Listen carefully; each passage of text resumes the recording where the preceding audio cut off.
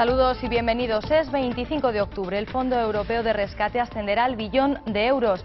El anuncio lo ha hecho Angela Merkel, que también ha adelantado que el recorte de la deuda griega será del 50%, aunque podría llegar al 60%.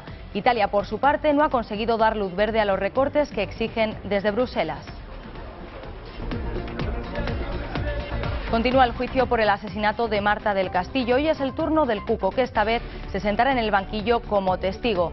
Los padres de Marta han vuelto a plantear la nulidad del proceso por haberse celebrado dos juicios, uno contra el Cuco y otro contra los mayores de edad.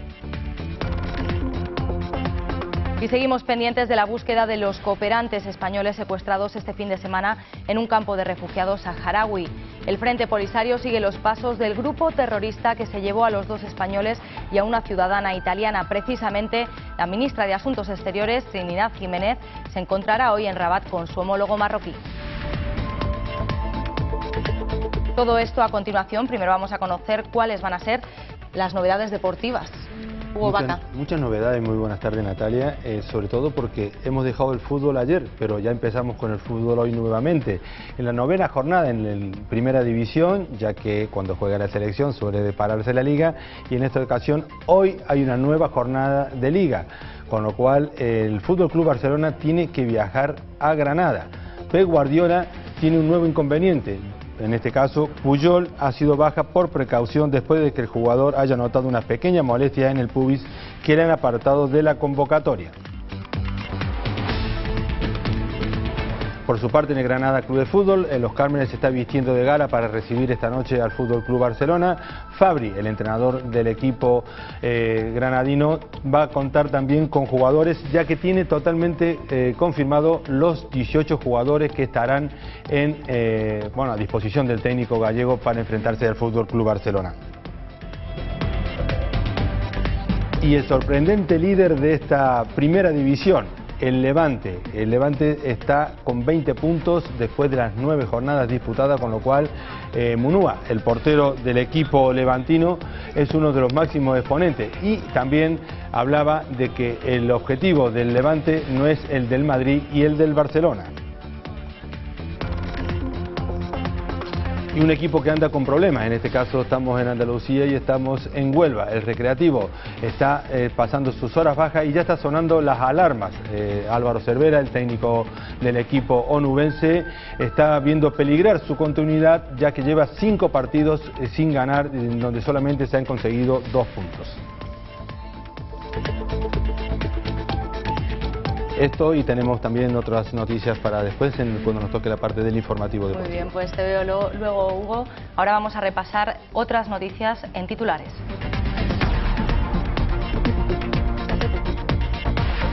Primer debate en torno al anuncio de ETA de hace 5 días. Los nacionalistas empiezan a exigir una política penitenciaria más flexible para los terroristas en prisión. El PP andaluz destapa otra supuesta trama de desvío de fondos a empresas. Estas recibían préstamos que nunca devolvían a la Junta.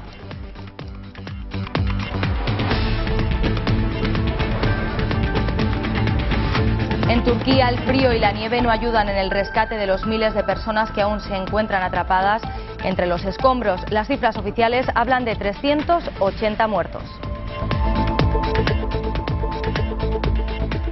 El Fondo Europeo de Estabilidad Financiera deberá superar el billón de euros a través de un mecanismo que está todavía por definirse. Lo ha anunciado Angela Merkel, que también ha adelantado que el recorte de la deuda griega será del 50%, aunque podría llegar al 60%. El objetivo de la ampliación del fondo es frenar el contagio de la crisis de deuda a Madrid y a Roma. Mañana los líderes europeos harán públicos todos los puntos del acuerdo si es que se alcanza.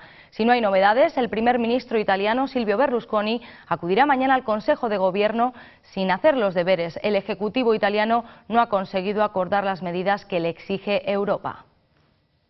El Fondo de Rescate del Euro tendrá una capacidad de 1 billón de euros a través de un mecanismo que está todavía por definirse.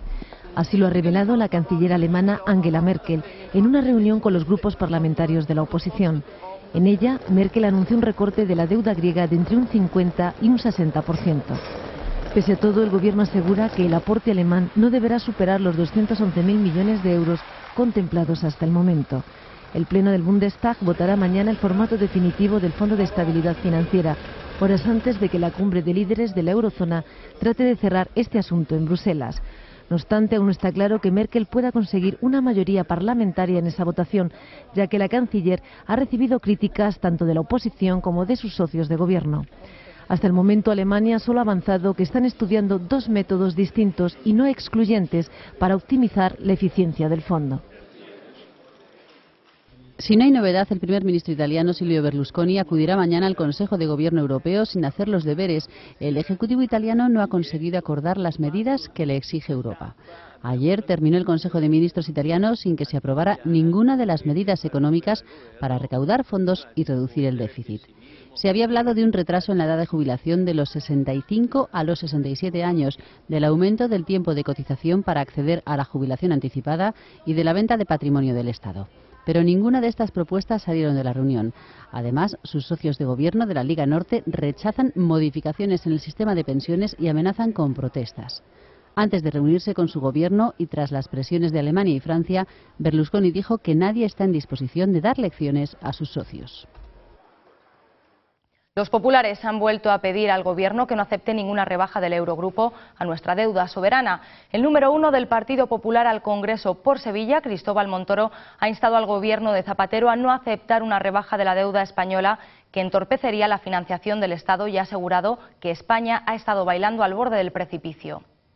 Sobre las palabras del presidente francés Nicolas Sarkozy, que aseguró que España ya no está en primera línea de la crisis de deuda, Montoro ha dejado claro que lo que hace falta es no estar en el área de peligro.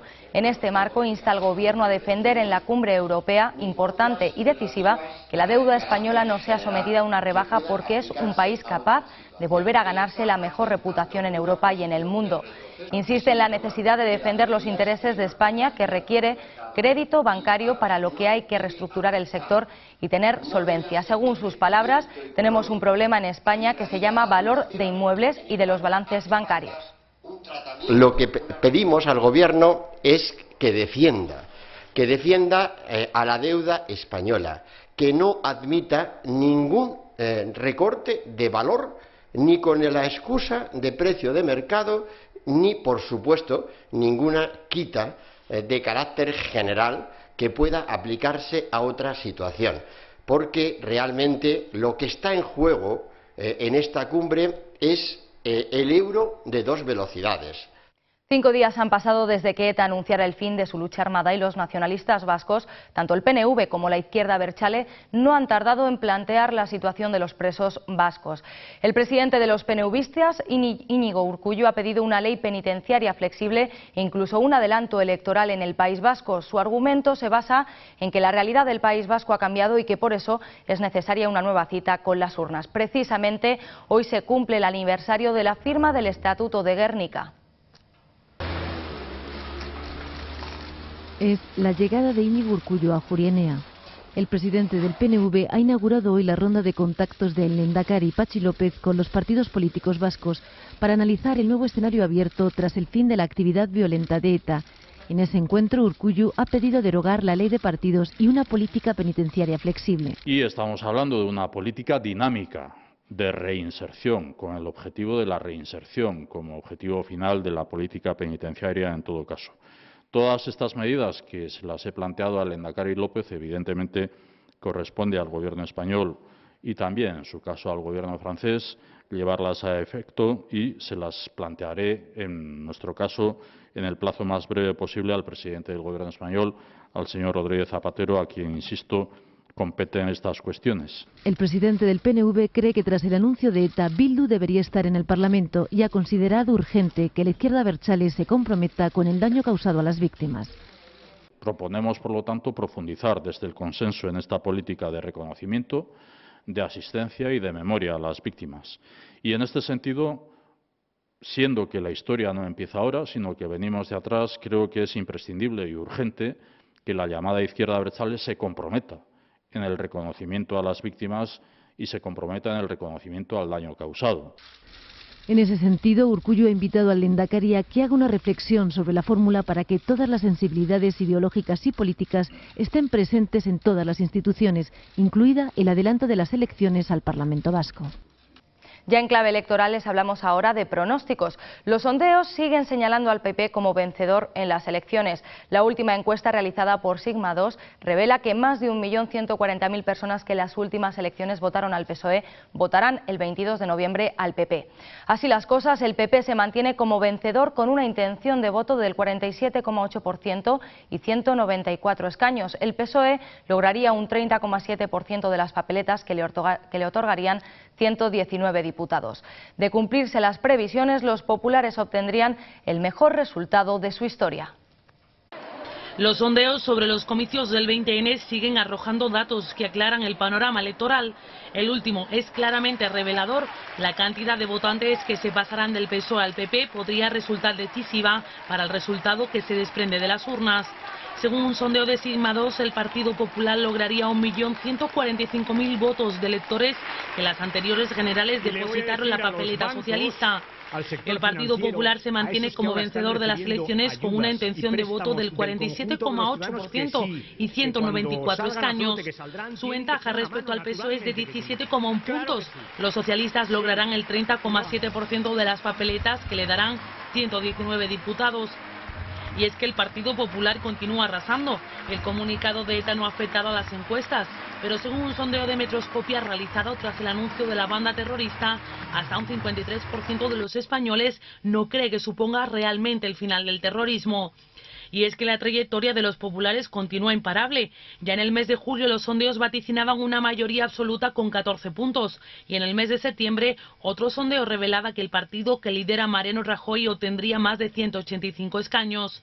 A menos de un mes para las elecciones y si se cumplen las previsiones, el Partido Popular obtendría el mejor resultado de todos los comicios, mientras los socialistas cosecharían una derrota histórica.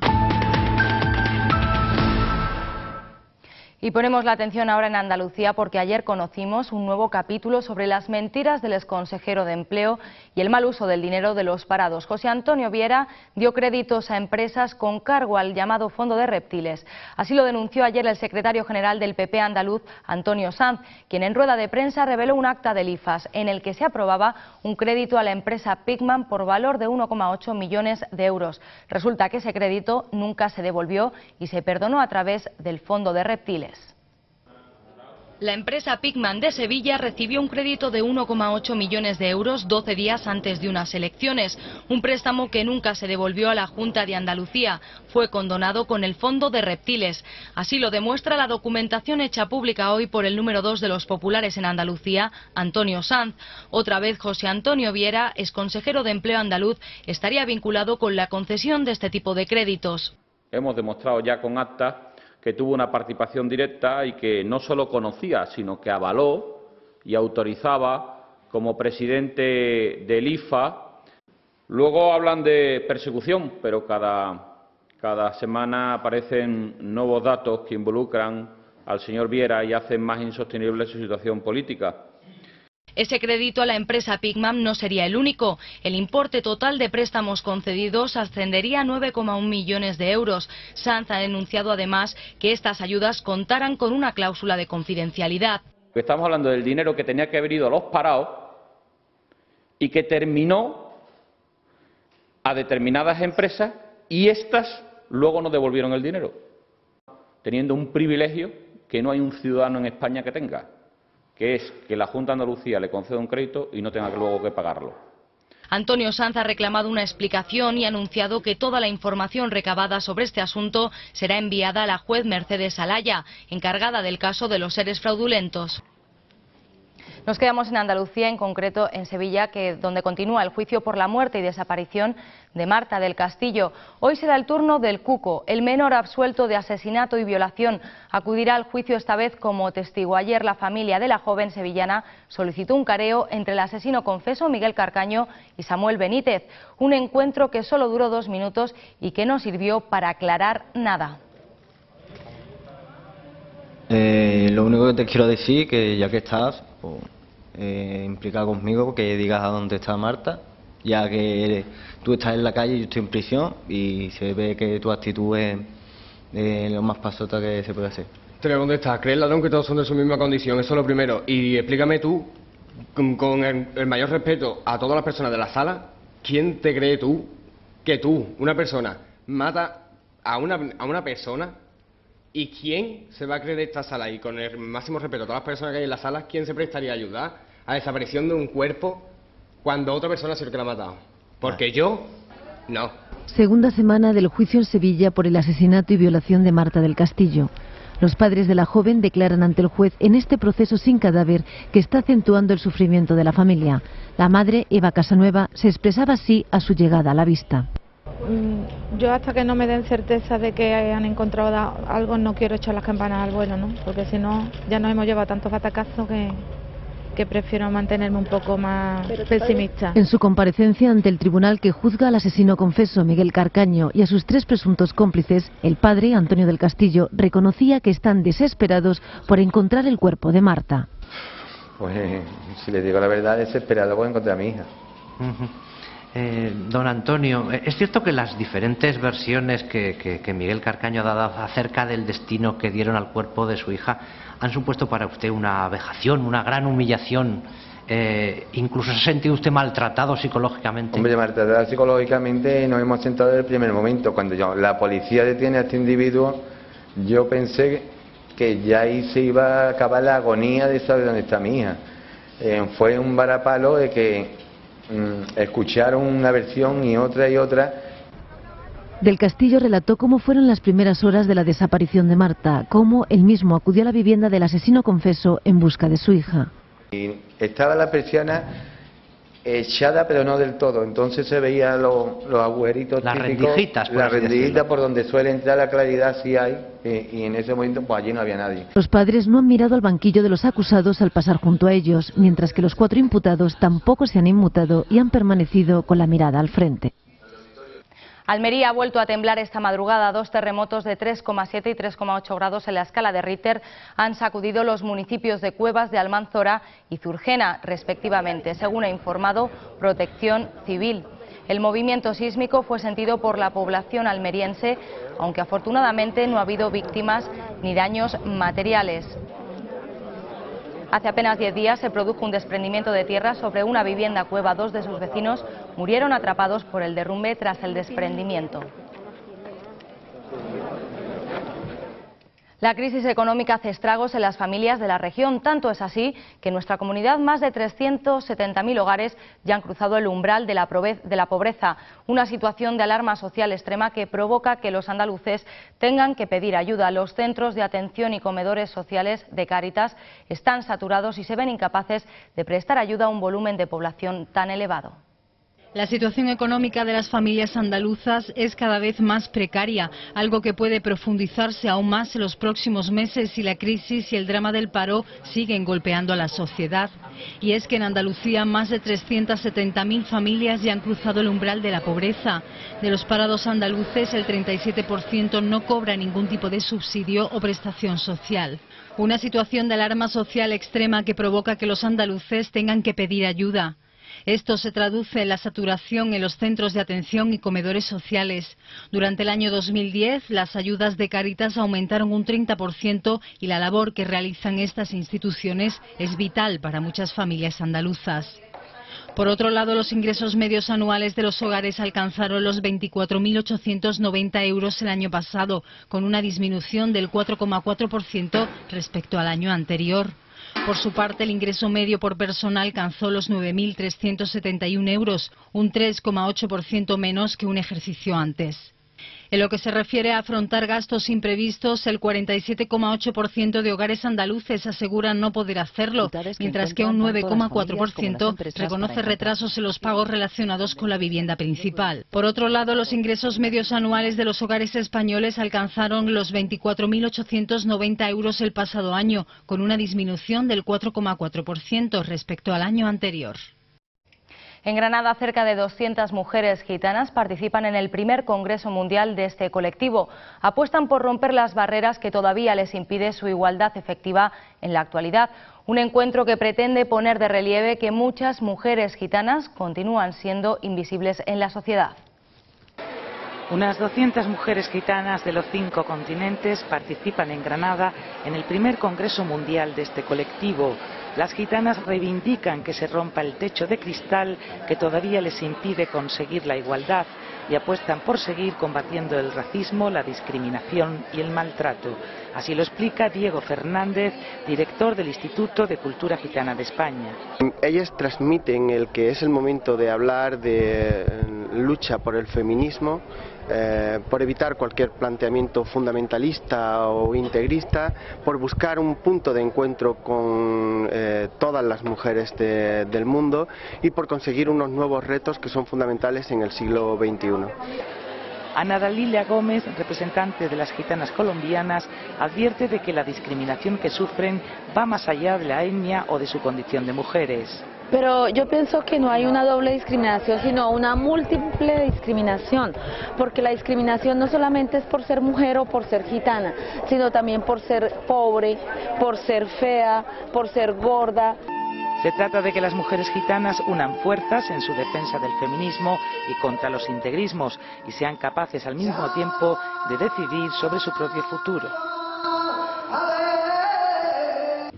Marbella ha entrado de lleno en el otoño con un frente lluvioso que llegó el sábado y que desde entonces ha provocado más de 90 intervenciones por parte de los servicios de emergencia. Afortunadamente, desde la Delegación de Seguridad Ciudadana se recuerda que el protocolo de emergencia ha funcionado perfectamente. No ha habido que lamentar daños personales, pero sí se han visto cortadas las comunicaciones.